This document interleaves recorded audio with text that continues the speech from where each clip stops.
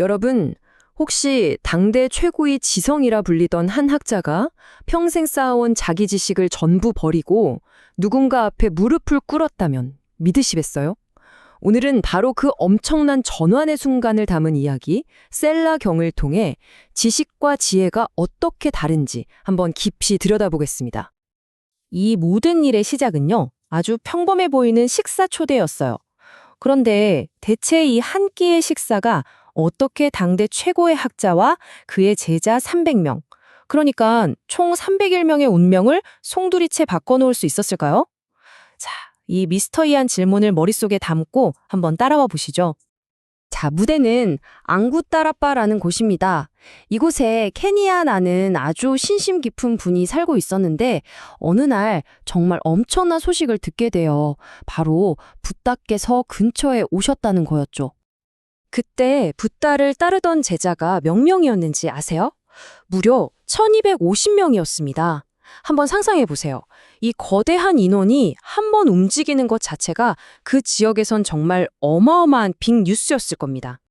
친심이 정말 기뻤던 케니아는요, 이걸 듣고 조금도 망설이지 않아요.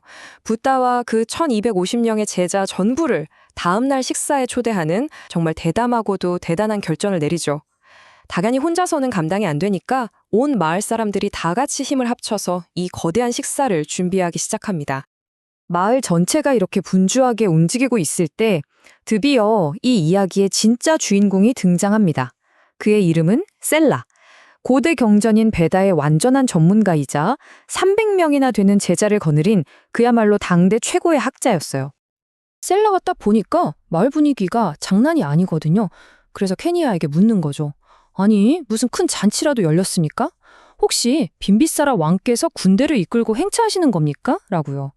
왕의 행차에 빗댈 정도로 그 준비 규모가 엄청났다는 뜻이죠. 그러자 케니아가 이렇게 대답해요. 붓다를 초대했습니다. 하고요. 바로 이 한마디, 붓다. 이 단어가 학자 셀라의 마음속에 거대한 파도를 일으킵니다. 왜냐하면 깨달은 존재라는 뜻의 이 붓다라는 이름은 그 당시에는 거의 전설 속의 이름이었거든요. 자, 여기서부터 이야기가 정말 흥미로워집니다. 학자였던 셀라의 머릿속에 자신이 통달했던 경전의 한 구절이 탁 하고 떠오른 거예요.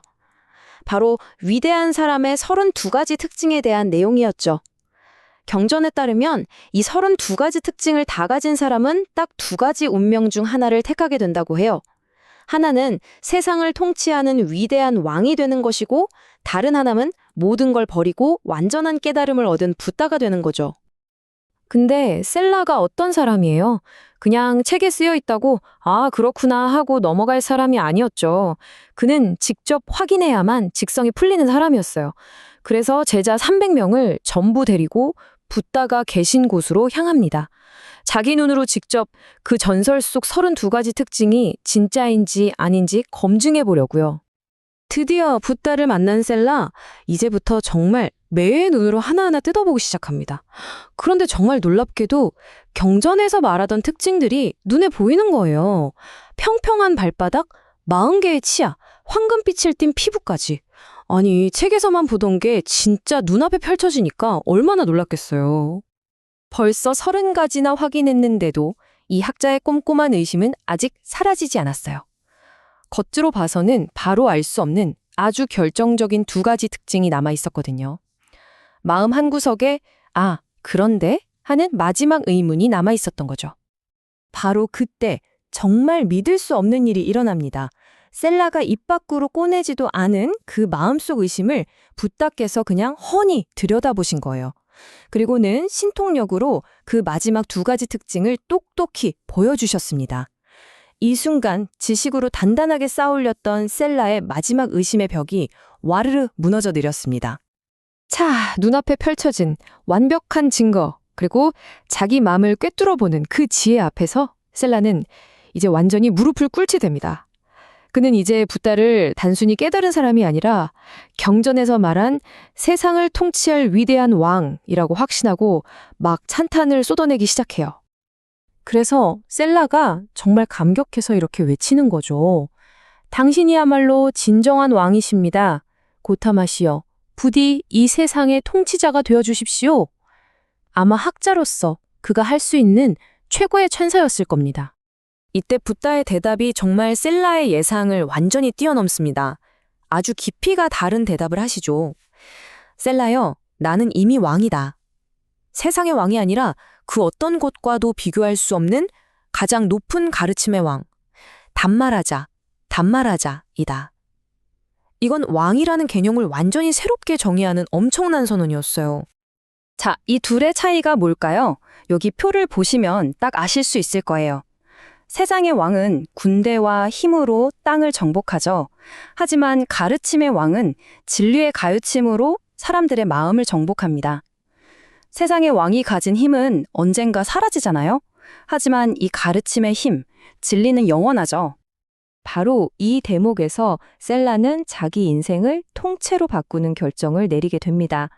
눈으로 본 증거, 귀로 들은 깊은 가르침 앞에서 이제껏 자기가 믿어왔던 머리로만 아는 지식의 세계를 버리고 온몸으로 체험하는 지혜의 길을 선택하기로 한 거죠.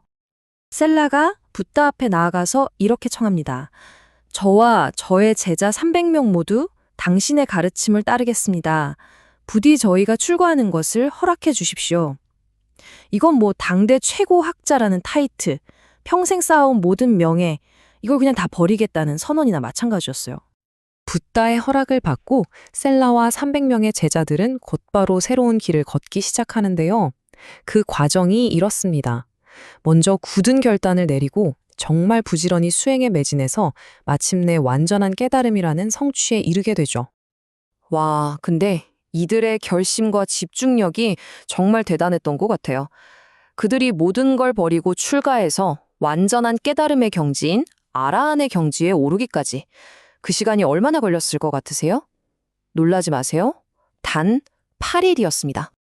마침내 완전한 깨달음을 얻은 셀라가 붓다를 다시 찾아와서 마지막 찬가를 올리는데요. 이젠 더 이상 의심 많던 학자가 아니죠. 모든 걸 꿰뚫어 보는 성자가 되어서 자신의 스승이 얼마나 위대한 분인지 온 마음으로 노래하는 겁니다. 셀라의 이야기는 오늘 우리에게도 똑같은 질문을 던지는 것 같아요. 책 속에 갇혀있는 머리로만 아는 지식, 그리고 삶으로 직접 부딪히며 체득하는 살아있는 지혜. 여러분은 과연 어떤 길을 따르시겠습니까? 자, 이 질문을 곱씹어 보시면서 오늘 이야기는 여기서 마치도록 하겠습니다. 들어주셔서 감사합니다.